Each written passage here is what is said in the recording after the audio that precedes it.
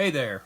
So today, with Halloween coming up pretty soon, I thought now would be a good time to take a look at this book. This is The Amazing Spider-Man, The Short Halloween.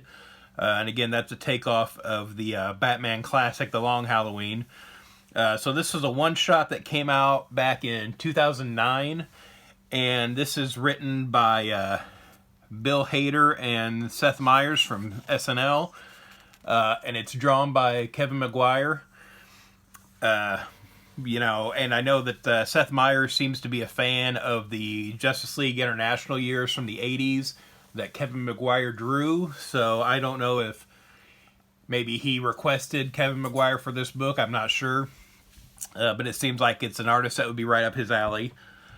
So we start off with the sort of intro page here, kind of talking about, Spider-Man's origins and that sort of thing, the sort of standard kind of first page intro that we got.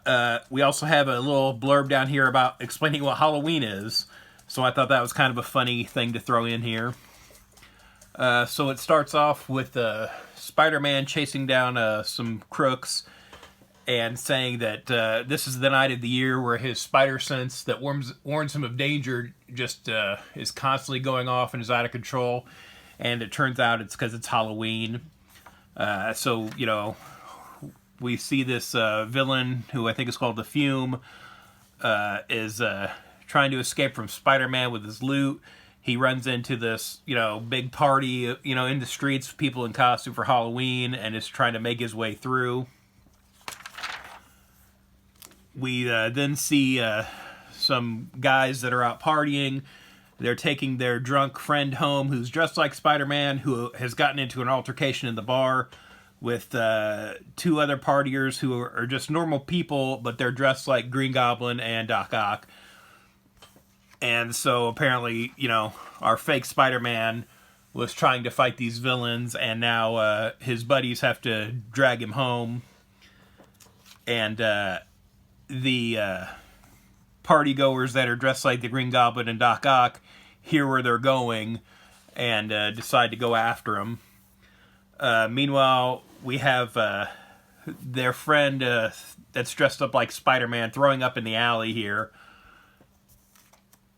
While up above, Spider-Man is fighting the Fume, who accidentally gets the drop on Spider-Man when his projectile that he shot off comes back, hits Spider-Man in the head, and then Spider-Man falls down and hits his head going down the alleyway 1, 2, 3 times, and then lands in the alley next to our drunken partygoer, Spider-Man, at which point his friends grab Peter Parker, thinking that it is their buddy, and takes home, while the Fume sees the Halloween partier, Spider-Man, laying in the alley.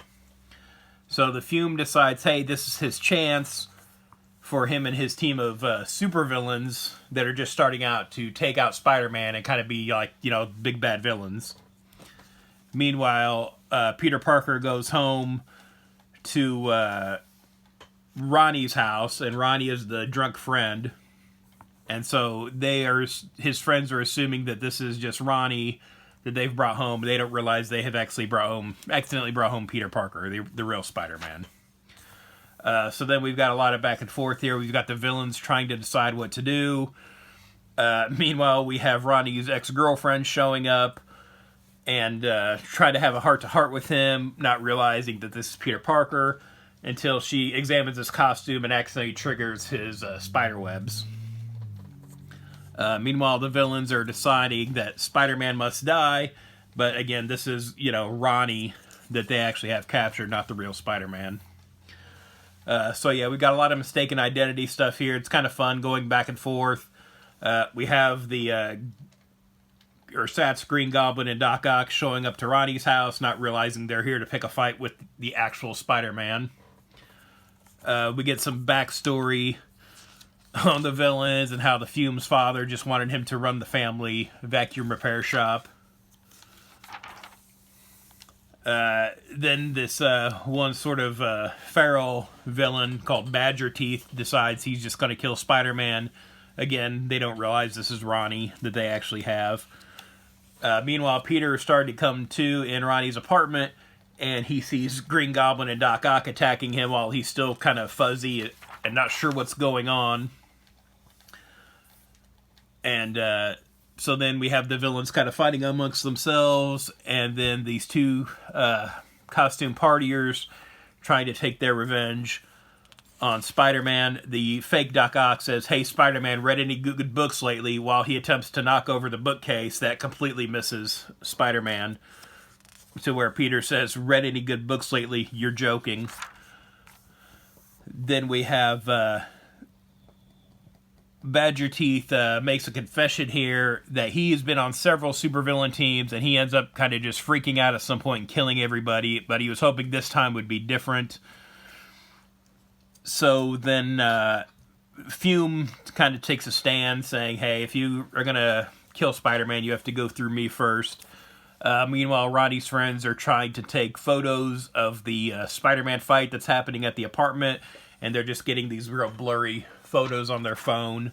Meanwhile, Doc Ock goes to throw this guy's flat screen TV, and in an attempt to rescue it, he tries to stop Ock, but he ends up getting thrown out the window, where he is narrowly saved by Spider-Man's webs here. And the other friend, so the one friend dressed like Shaun of the Dead is saved by Spider-Man. The other one, who is dressed like Hunter S. Thompson from Fear and Loathing in Las Vegas, tries to attack Doc Ock, thinking that he's killed his friend. Spider-Man says, like, no, he's downstairs, he's fine. Doc Ock and Green Goblin at this point realize they're in over their heads and just kind of back down. Meanwhile, Fume and Badger Teeth here are having a confrontation when Ronnie kind of wakes up and just hits him with a pipe, and doesn't really understand the kind of danger he was in or what's been going on. Meanwhile, Ronnie's friends see some of the villains running away, and when they go to check, they see Ronnie as apparently disposed of all the villains, where it's more, luck than skill on his part, where, Peter Parker, Spider-Man at this point says, "I hate Halloween," and Ronnie's friend says, "Same here." Meanwhile, Ronnie and his girlfriend look like they're getting back together.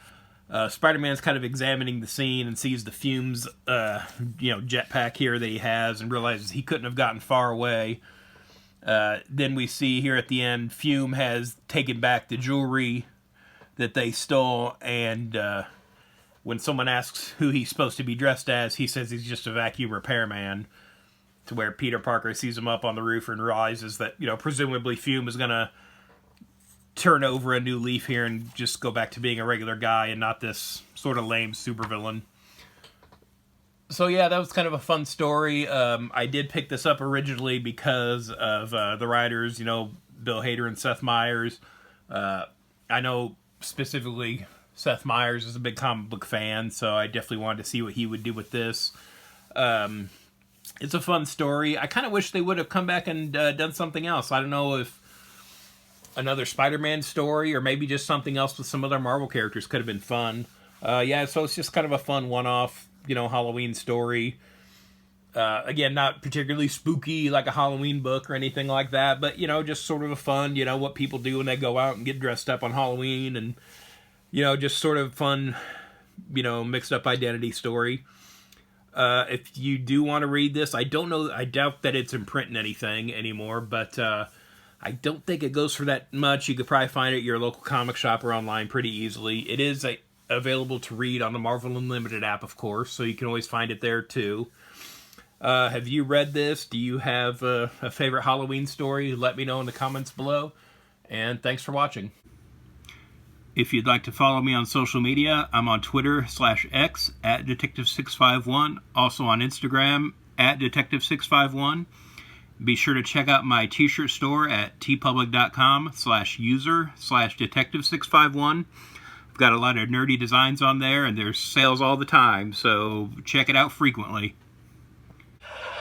Now, of course, if Spider-Man was the captain, they would have never hit the iceberg, because of Spidey sense. No! You're the nerd!